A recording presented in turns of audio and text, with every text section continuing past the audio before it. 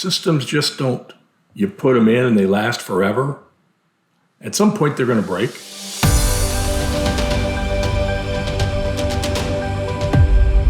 Now let's talk about a second stream of revenue, repairing a system. When the system's 5, 6, 7, 8, 9 years old, they're going to probably see their first failure, and it's better to go ahead and replace that part than it is to replace the whole system, because that's a huge investment for the customer. So we're going to have 3 times out there. That's where a customer's probably going to be dumping money into repairing a system before they start thinking about replacing the system. All right. So what is the frequency of this event? Okay, I'm going to say it's 3 times over 15 years. And the reason I say it's 3 is if it starts becoming 4 or 5, Mrs. Jones, Mr. Jones is going to start thinking, maybe we ought to replace this system. It's just nickel and diming us to death. Okay, and that may happen. But for right now, three outs in this example. Now, what is the average sale for these repairs?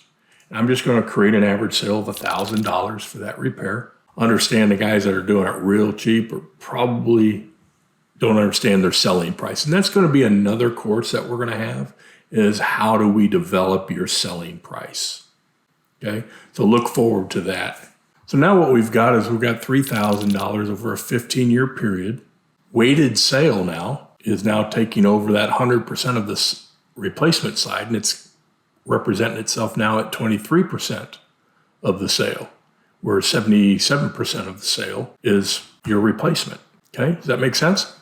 Also, your gross profit now. You have to decide, okay, what is my gross profit going to be? And this is going to come into phase when you start understanding how to build your selling price.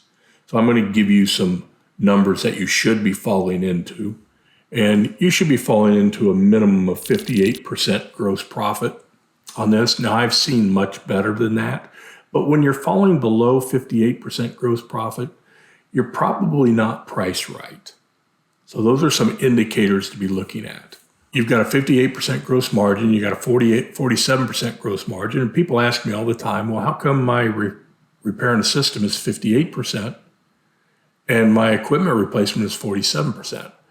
Well, here's the main reason behind that is you've got labor there all day on a job, and you also have that price of that equipment is a much higher price. You've got a full day on the job of overhead, where on these repairs, you probably only got an hour to hour and a half on these repairs.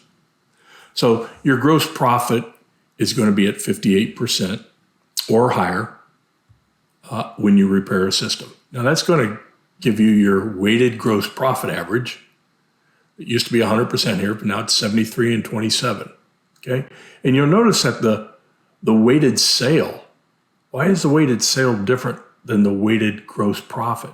The reason is our margins are much better on the repairs. Okay, because you've got a 47% gross margin here, and you got 58 here, and that's why your weighted gross profit percentage shifted. And it's important to understand that, because when you're looking at your income statement to manage your business, you're going to want to see this so that you can look at it as an operator to know what's going on in your business.